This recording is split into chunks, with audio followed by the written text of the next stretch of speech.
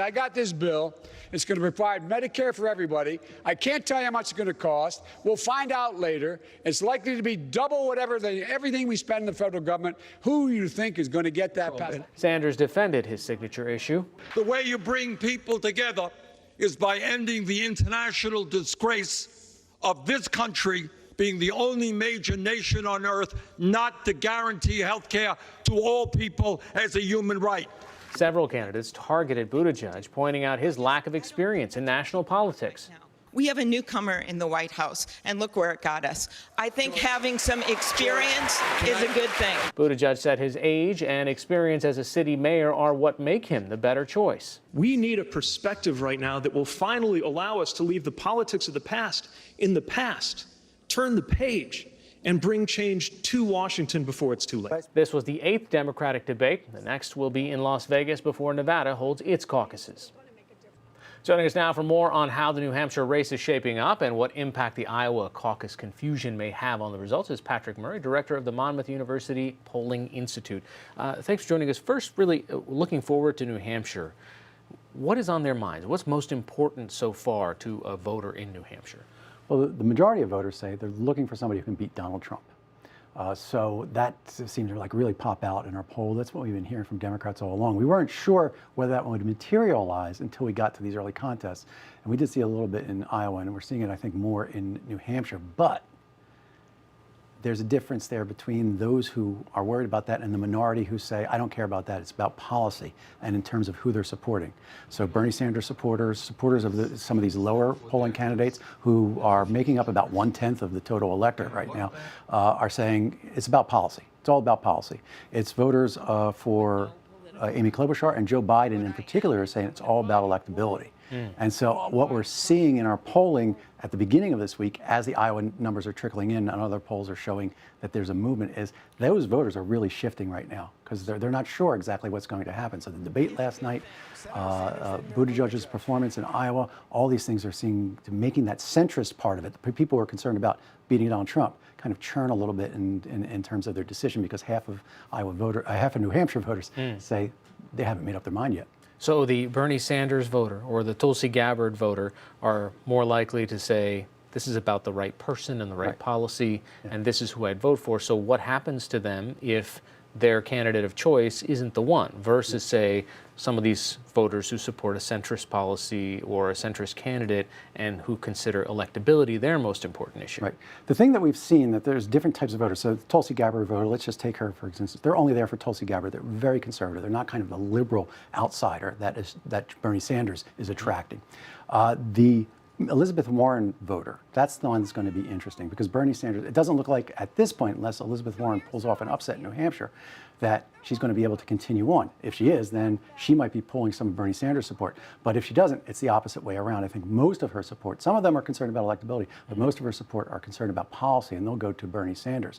If he is able to consolidate that support, where the centrists are still kind of mulling about, not sure which one is the best candidate, Bernie Sanders can start racking up delegates by winning 35% of the vote in these contests that are rolling out on Super Tuesday. Okay, and that's what I was going to say. Heading forward now, there is still an incentive for a Tom Steyer to stick around because he's been campaigning in South Carolina, or he's been spending money in South Carolina to try to increase his name brand recognition. Right, so if I have a feeling though that some of Steyer's support in South Carolina and Nevada that we're seeing right now in the polls is driven by the fact that he's the only one who's been present there with his advertising. I think once the other candidates get in there and the voters start looking at what happened in Iowa and New Hampshire, that could shift. I think the bigger wild card here is what happens on Super Tuesday with Mike Bloomberg on the ballot. I think that's going to be a bigger issue because if those centrists haven't figured it out yet and who they want to support, Mike Bloomberg's somebody else that they could give another look at, and maybe Bernie Sanders 35% goes up to 40 or 45% at that point in some of these states. So let's talk a little bit about what happened last week in Iowa. Everybody was watching it with a giant spotlight on Iowa, and then these results, some of it technology, some of it just procedural, didn't get here the way that we expected. What does this do to the process going forward another 4 years? I think it points out the failure of using a caucus to kick this off. So you got to remember, caucuses are designed to select convention delegates to your county conventions, to set party platforms. They're not designed to give a broad base of the Democratic or Republican electorate, for that matter, a say in who the nominee is. So they tried to have it both ways this year, and that's what caused the technical breakdown. Because then we found out, guess what? When they've been reporting these delegate equivalents in the past, they were probably not following the rules then either. Now that we have all these numbers here, we can see that they're not following the rules. But I think the bigger problem with Iowa is that you had less than 2/3, less than 20%, I think, of eligible voters go out and say, this is who we want to be the Democratic nominee for president. That's not a good way to kick off. I mean, we hear from Iowa people who are supporters of the Iowa caucus as the kickoff say, well, we're really interested here. Guess what? More than 2/3 of your Democratic voters are not interested because they didn't participate at all. And I think that maybe we won't be seeing caucuses in the process in the way they are now when we get to the next cycle. Well, let's talk also a little bit about the president's approval rating in his party and where it has been over time, and especially through this impeachment. Yes, I mean, this has been really fascinating because one of the things that I was looking back, I was one of the first people to actually, pollsters, to poll Donald Trump as a serious candidate back in 2015. And what we found is he only had something like a 26 or 28% approval rating or favorable rating among Republicans back in the spring of 2015. By the time he announced, it went up to 41%. By the time he was nominated, it went up to 65%. But now we see it at 90% and locked in. There's nothing that he can do to change that. He has actually transformed the Republican Party. I think part of it has been that many of those people, Republicans who still disapproved of him when he was elected, have left the party and become independents. And that's why we're seeing probably a smaller base of Republicans now, but they're fully in lockstep with Donald Trump. Patrick Murray, director of the Monmouth University Polling Institute, thanks so much. And my pleasure.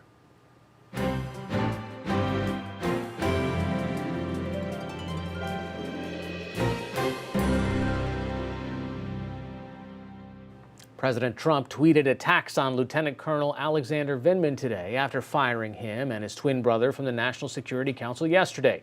Lieutenant Colonel Vindman testified against the president in the House impeachment inquiry. In a series of tweets, Mr. Trump called Vindman insubordinate and said, quote, "I don't know him, never spoke to him or met him, I don't believe." An attorney for Vindman said the president was exacting revenge. Vindman and his brother were reportedly returned to the Pentagon to continue their careers as Army officers. Sondland, will you tell the truth today? Gordon Sondland, the U.S. ambassador to the European Union, who also testified in the impeachment inquiry, issued a statement last night saying the president notified him that he is being recalled immediately. U.S. officials announced today that an American citizen has died from the coronavirus in the Chinese city of Wuhan. The 60-year-old woman who died on Thursday reportedly had underlying health issues before becoming the first known American fatality from the illness. As the death toll rises and the virus spreads, authorities from around the world are taking strict precautions to slow the spread of the deadly disease. Hong Kong said today that it will begin enforcing a mandatory quarantine for anyone arriving from mainland China. And 3,700 people are being ordered to remain aboard a cruise ship for 14 days after 64 passengers tested positive for the virus. The coronavirus has infected nearly 35,000 people globally since it was first detected in December. An army sergeant in Thailand killed at least 20 people and injured more than 30 others during a mass shooting today. Police say the man killed another soldier and a woman over a land dispute at a military base before driving to a shopping mall. He fired shots along the way and reportedly posted updates to his Facebook page. People in the multi-story mall about 150 miles northeast of Bangkok were trapped for hours. It was unclear how many were injured or killed at the mall. Shortly before midnight, police secured the building and more than 100 people were evacuated. The gunman reportedly had an assault rifle, but as of late today, there was no word on whether he had been captured. For more of today's headlines and the latest on the presidential candidates in New Hampshire, visit pbs.org/newshour. From satellite launches to new space exploration, it's been a busy year in space so far. Lauren Grush is senior science reporter at The Verge and is here with me now to discuss it all. So most of us were paying attention to Iowa politics, but you were paying attention to a very busy week in all space-related news. Right. It started out with Christina Koch, astronaut, coming back. She's got a couple of records, but what she's done in space in all that time that she's spent is pretty impressive. Right. She spent a total of 328 days, so nearly a year up in space. And while she was there, she made history with her best friend and colleague, Jessica Meir. The two of them are credited with doing the first all-female spacewalk in history, in spaceflight history. I mean, that's pretty incredible. And they did it 3 times. So I think she's definitely has quite a lot of accomplishments under her belt when she comes home. And now, I mean, you see these images of her returning to Earth and kind of acclimating, and she was psyched. I mean, Yeah. she took the helmet off. She's like, ah! I actually said to my friend, I think I kind of want to go to space just so that I can have that feeling of coming back to Earth, Yeah. because it's got to be exhilarating. Yeah. So later in the week, we also had kind of an update to some of the things that people were figuring out about the Starliner project. What was happening? So right now, there are 2 companies that are creating these new vehicles to take astronauts to and from the International Space Station. And they're getting really close to actually putting people on those vehicles. But before they do that, they have to do these uncrewed flight tests. And Boeing did its uncrewed flight test in December. And it didn't really go according to plan at the time. A software glitch prevented the capsule from getting into the right orbit, so it didn't actually go to the International Space Station like it's supposed to.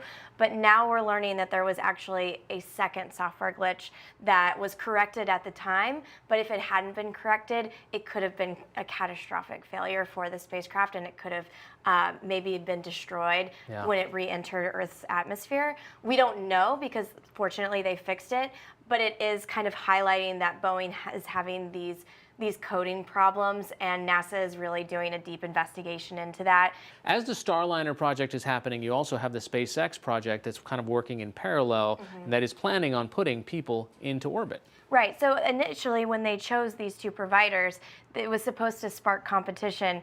And man, since then, that competition has really heated up. They definitely are constantly going back and forth with one another and trying to prove and beat out the provider. So far, I mean, SpaceX has had its own problems. Last year, one of its Crew Dragon capsules exploded during a test on the ground. But since then, they've kind of overcome that failure. They did a really crucial test this January where they tested out the emergency abort system on the Crew Dragon, which is a really crucial piece of hardware that's needed to save the lives of astronauts in case there's an emergency during the launch. And they were able to prove that system superbly. It went exactly as planned. So now we're kind of in this waiting period of, okay, when will astronauts board the Crew Dragon? And that could come in the second quarter of this year. That's what SpaceX CEO Elon Musk has said. All right. 2 other things, if that wasn't enough this week, 2 other things that were happening. One company had put up, another 30 more satellites? 34 satellites. 34 more satellites Right. in one launch, and they're planning to put out more and more satellites every couple of months to do what? So this is the year of launching lots and lots of satellites to create internet from space. So the company is OneWeb, and they have this vision of launching over 600 satellites to create this kind of global constellation to beam internet coverage down to the Earth below. And they need that many satellites because they're putting them into like a low to mid Earth orbit so that the latency between the signals is very low, but you'll need a lot of satellites so that they can cover the entire globe. And finally, what could be the most interesting thing, and we will have to wait years to see if this plays out, but is a launch that's happening tomorrow, a solar orbiter. We're sending a satellite. Now, we have sent satellites before to kind of look at the sun. What's this satellite that we're sending tomorrow going to do that's different? So this satellite is going to go to a place and see a vantage of the sun that we just really haven't seen before. It's the sun's polar regions. So just like on Earth, the sun has poles too. But normally when we send spacecraft to go study the sun, they orbit in line with the planets. So the planets all orbit in the same plane. Right. It's a flat disk. But getting to the poles is really hard because they're, at an angle. So this particular spacecraft is going to get in that angular orbit and really get the first up close look of the poles that we've ever seen on the sun. Lauren Grush from The Verge, thanks so much for joining us. Thank you for having me.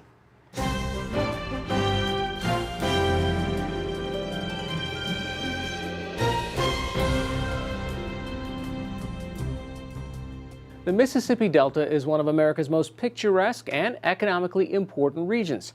But the changes humans have made to it, made worse by climate change, have shaken up coastal wildlife and seafood supplies. NewsHour Weekend special correspondent Josh Landis has our story. It's part of our initiative, Peril and Promise, the Challenge of Climate Change.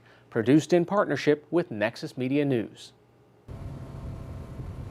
Debbie Fountain and her husband are oyster farmers in the Gulf of Mexico. Restaurants up and down the East Coast are a booming market for seafood from these parts. A demand the Fountains would like to harness for their small business. And they see themselves as more than just seafood vendors. Oh, I feel a stewardship. You know, we're doing something that's renewable. You grow an oyster, they filter the water, you can feed people. It's a huge, beautiful source of protein. And what's not to love about it? A lot of these cages become little habitats, little hatcheries.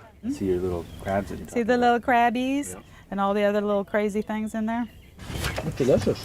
Salty, huh? They have a complicated flavor. It's a complicated mineral mix. But last year, the couple confronted the volatile new reality of the Mississippi River. Even though their oyster bed is nearly 100 miles east, rain and snow across the Midwest had swelled the river to record levels. The Army Corps of Engineers had little choice but to open a massive safety valve called the Bonnie Carey Spillway for an unprecedented 123 days. The gates add a temporary new branch to the river, lowering water levels in the main channel. If I had been here earlier this year, I'd be facing a wall of water more than a mile wide. At that time, water was moving north from the river to Lake Pontchartrain across this vast expanse at a rate of nearly 200,000 cubic feet per second. The arrival of so much fresh water from the Mississippi into the saltier coastal water of the Gulf threw off a delicate balance. Local volunteers found the remains of more than 150 dolphins and 23 turtles. Scientists on WLOX's newscast in Biloxi, Mississippi, blamed the loss of marine life on the influx of fresh water.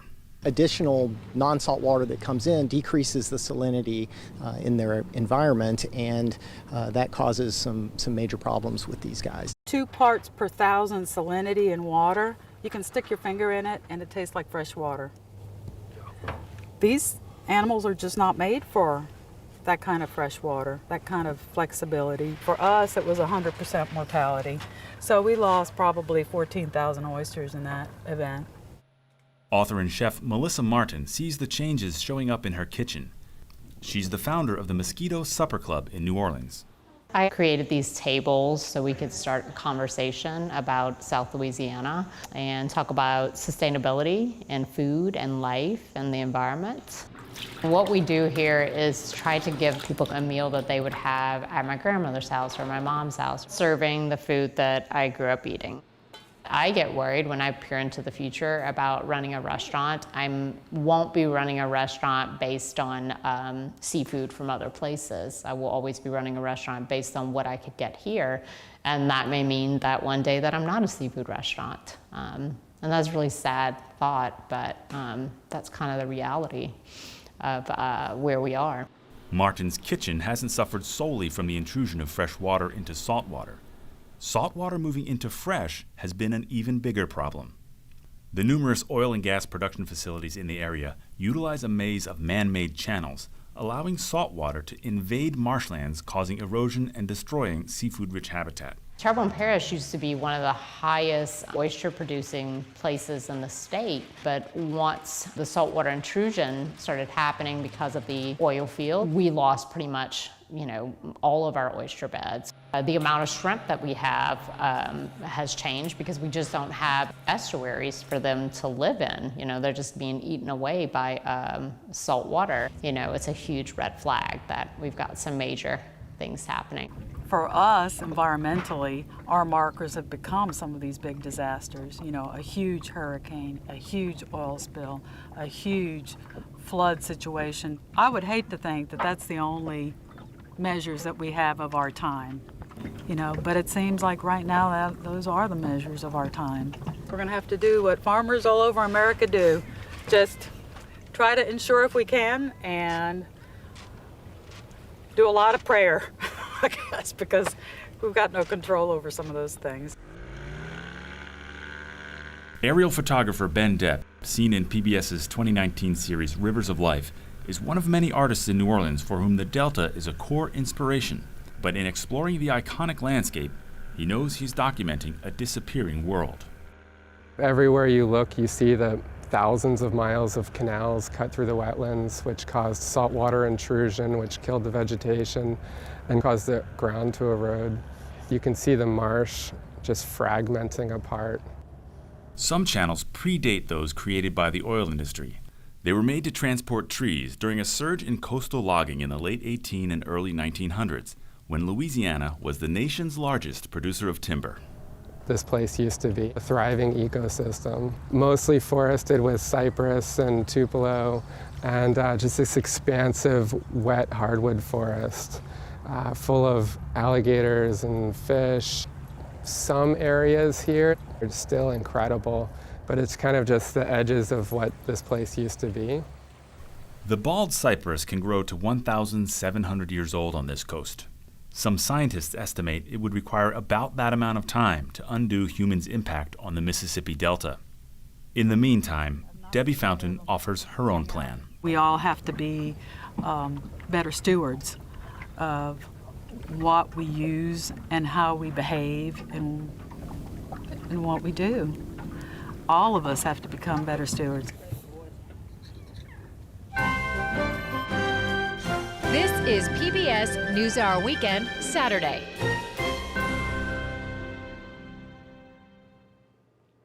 After decades of coastal erosion in Louisiana and the largest oil spill in our nation's history, a shrinking brown pelican sanctuary has finally been restored to its former size. NewsHour Weekend's Yvette Feliciano has the story.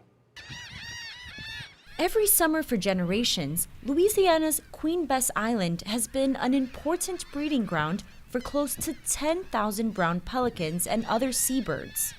But the habitat shrank in size by more than 70% between the mid-1950s and 2010 due to coastal erosion.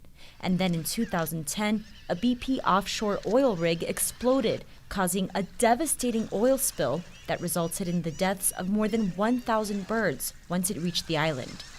The few acres of marsh that survived the spill weren't high enough for pelicans to nest, so the Louisiana Department of Wildlife and Fisheries worked to rebuild the island. It's suffered a lot over the years, and it's great to see a project like this to come back. Todd Baker, the biologist supervising restoration, says Queen Bess is important because it is one of less than 10 brown pelican colonies left in the state. These small islands, small parcels are very subject to rapid deterioration in that kind of environment. And the BP oil spill also covered this island, so it smothered a lot of the vegetation, which expedited the amount of wetland loss we had out here. The restoration was funded thanks to a $20 billion settlement between BP, the federal government, and the 5 Gulf Coast states affected by the spill. It includes enlarging and maintaining the island. Now what you see out here is 37 acres of new habitat that are being created. So when those birds return, they're going to have a lot of room to spread out. Officials expect to continue the restoration this year.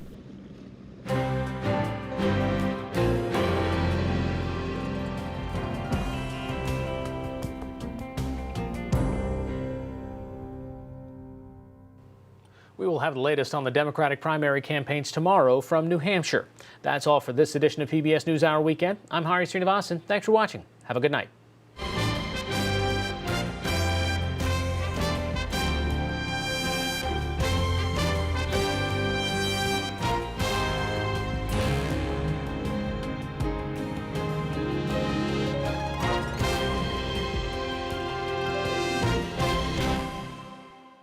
PBS NewsHour Weekend is made possible by Bernard and Irene Schwartz, Sue and Edgar Wackenheim III, the Cheryl and Philip Milstein family, Rosalind P. Walter, Barbara Hope Zuckerberg, Charles Rosenblum.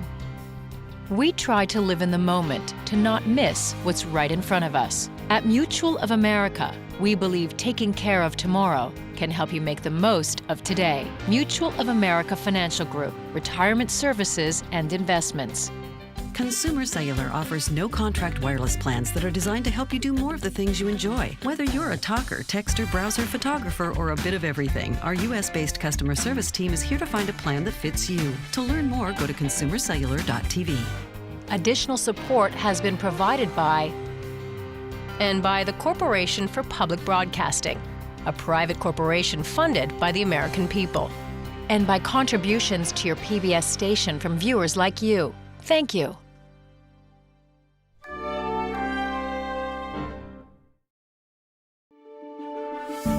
You're watching PBS.